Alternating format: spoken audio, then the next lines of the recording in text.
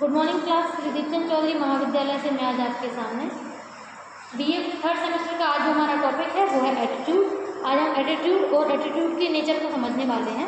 क्योंकि अगर हम बात करें एटीट्यूड की तो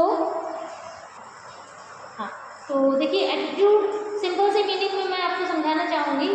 एटीट्यूड वो हमारा वो व्यवहार होता है जो हम किसी दूसरे व्यक्ति के व्यवहार करने से प्रभावित होकर हम करते हैं। मतलब सिंपल सा है, जैसे आप हैं, अगर आप वैसा ही बिहेवियर कर रहे हैं तो वो एटीट्यूड नहीं होता, वो आपका नेचर कहलाता है, जिसे हम हिंदी में स्वभाव कहते हैं, है ना। तो अगर जैसे मान लीजिए कोई अच्छा व्यक्ति है तो वो हमेशा अच्छे से ही बात करता है ना। मान लीजिए अगर उसके साथ कोई मिसबिहेव कर रहा है तो वो उस जगह को छोड़ देगा, है ना, और वो उससे बात नहीं करेगा, लेकिन वो मतलब बहुत भद्दे बिहेवियर में व्यवहार नहीं करेगा, है ना। लेकिन अगर कोई व्यक्ति ऐसा है जिसको हमेशा लड़ाई झगड़ा ही पसंद होता है, जो कभी भी नॉर्मल वे में किसी और से बात करना पसंद ही नहीं करता है, तो उस टाइम आपको भी ऐसा लगेगा कि मतलब वो पर्सन हमेशा उसी तरीके से बिहेवियर करता है। भले उससे कितने भी अच्छे से बात क्यों ना करें, लेकिन वो आपसे हमेशा रूड बिहेवियर करेगा।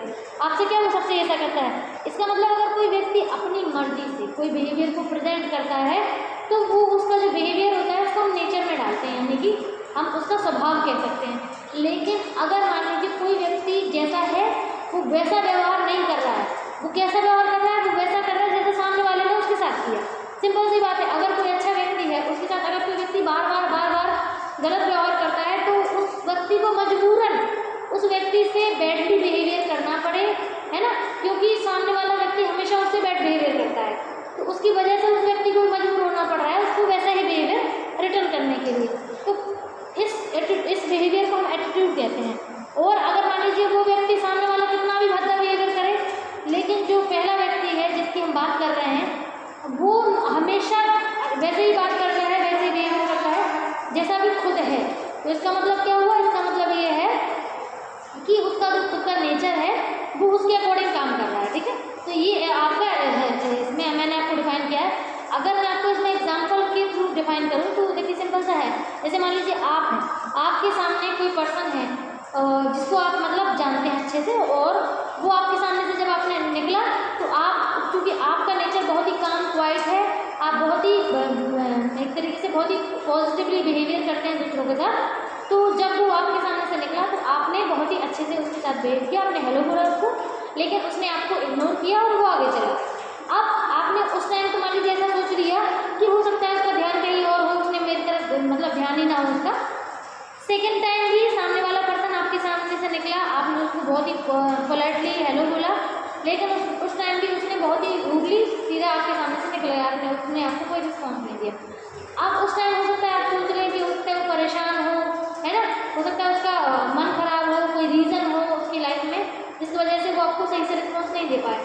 थर्ड टाइम भी अगर उसका सेम रिस्पॉन्स रहे तो आपको वो सोचने पे आप थोड़ा मजबूर होंगे कि आखिरकार उस पर्सन का बिहेवियर बार बार ऐसा क्यों रहा है। तो आप थोड़ा सा सोचेंगे कि हो सकता है कि ये पर्सन मुझे इस तरीके से बिहेवियर ही वो कर रहा हो। तो उसके बाद जो आपका बिहेवियर अब आप प्रेजेंट करेंगे, जैसे मान लीजिए आप उसको नेक्स्ट टाइम हेलो बोले ही ना और ऐसे निकलना है जैसे आप उसे जानते ही ना हो। ठीक है, अब जो आपका बिहेवियर था, क्योंकि वो आपके अपने अंदर से बिहेवियर नहीं निकला है, वो आपकी मर्जी से बिहेवियर नहीं था, वो सामने वाले बिहेवियर की वजह से आप में जो फर्क आया, आप में जो आपके बिहेवियर में जो परिवर्तन आया उस व्यक्ति के व्यवहार की वजह से, अब आपने वो दिया है, उसको हम नेचर नहीं कहते हैं, अब उसको हम एटीट्यूड कहेंगे, जिसको हम हिंदी में अभिवृत्ति बोलते हैं। ठीक है, तो अभिवृत्ति का सिंपल सा मतलब है दूसरे व्यक्ति के द्वारा किए गए व्यवहार से प्रभावित होकर आप स्वयं जो व्यवहार करते हैं उसके लिए वो आपका एटीट्यूड है। ठीक है, तो कोई भी पर्सन मान लीजिए कभी बहुत ही प्राउडली या किसी घमंड में रह करके कोई बिहेवियर करता है तो आप उसको कभी ये मत कहिए कि ये तो बहुत एटीट्यूड दिखा रहा है। एटीट्यूड और प्राउड में बहुत डिफरेंस होता है। प्राउड का सिंपल सा मतलब होता है कि कोई व्यक्ति जो है अपने मतलब उसको अंदर से किसी अपनी हर एक चीज़ पर बहुत घमंड है और उसी के फॉर्म में वो बहुत ज़्यादा बैड बिहेवियर करता है लोगों के साथ, है ना। लेकिन अगर आप किसी दूसरे व्यक्ति के व्यवहार से प्रभावित होकर कोई व्यवहार करेंगे तो प्राउड नहीं होगा, वो आपका एटीट्यूड होगा। ओके, तो आज हम मैंने आपको एटीट्यूड बता दिया है। आज हम देखेंगे एटीट्यूड का नेचर। ठीक है, नेचर कैसा होता है। तो फर्स्ट पॉइंट इज दैट मानसिक अवस्था, यानी कि जो हमारा एटीट्यूड होता है वो हमारी मानसिक अवस्था है, यानी कि जब हमने किसी बिहेवियर को प्रेजेंट किया तो उसमें हमारी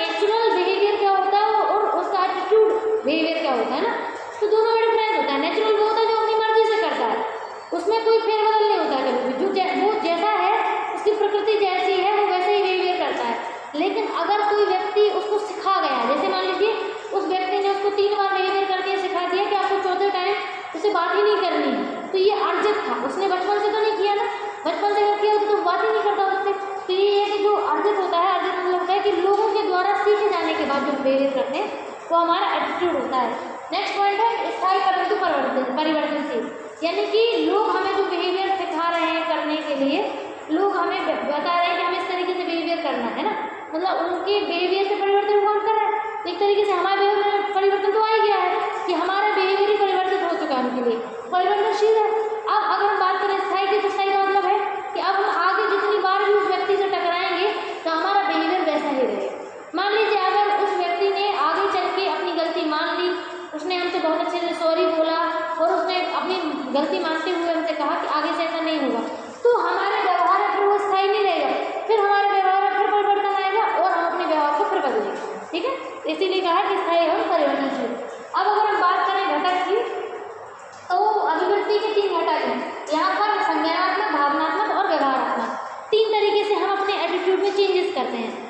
फर्स्ट इज कॉग्निटिव। कॉग्निटिव मतलब अगर हमने किसी चीज़ को सोचा समझा, बहुत अच्छे से उस पर एनालिसिस किया, फिर सोचा कि आखिरकार इस मतलब ये बिहेवियर ऐसा है तो हमें कैसा करना चाहिए, तो वो हमारा कॉग्निशन में आता है ना, यानी कि बुद्धि के आधार पर हमने जो निर्णय लिया कॉग्निशन के आधार पर। सेकेंड है हमारा भावनात्मक, यानी मान लीजिए अगर किसी पर्सन की किसी व्यवहार से हमें इमोशनली बहुत हर्ट हुआ है, बहुत हमें मानसिक पीड़ा हुई है, हमें हर्ट हुआ है, बुरा लगा है, तो उस इमोशन के बाद हमारे बिहेवियर में जो चेंजेस आएंगे वो हमारा भावनात्मक परिवर्तन कहलाता है। थर्ड है हमारा व्यवहारात्मक, किसी व्यक्ति का नॉर्मल सा कोई बिहेवियर था, हम उस बिहेवियर से प्रभावित होकर हमने भी अपने बिहेवियर को बदल लिया। ठीक है, तो ये 3 तरीके से हम अपने बिहेवियर में, एटीट्यूड में चेंजेस करते हैं। अगला पॉइंट हमारा है दिशा और तीव्रता। तो हमारे जो एटीट्यूड की जो दिशा है वो पॉजिटिव है कि नेगेटिव है, वो डिपेंड करता है सामने वाले के बिहेवियर पे। और तीव्रता यानी कि अगर पर्सन का बिहेवियर जिस स्पीड से हमें मिलता है हम उसी स्पीड से उस चीज़ में परिवर्तन कर लेते हैं। ठीक है, अगला है व्यवहार को प्रभावित। तो आप तो जानते ही होंगे कि ऑब्वियस है, सबसे पहले इम्पैक्ट तो हमारे बिहेवियर पे था। हमें आप सामने वाले के बारे में सोच रहे हैं जैसा कि नहीं सोच रहे वो अलग मैटर है, लेकिन हम उसके प्रति कैसा व्यवहार कर रहे हैं वो सामने वाले के व्यवहार से ही डिपेंड करता है। नेक्स्ट है सामाजिक प्रभाव के अधीन।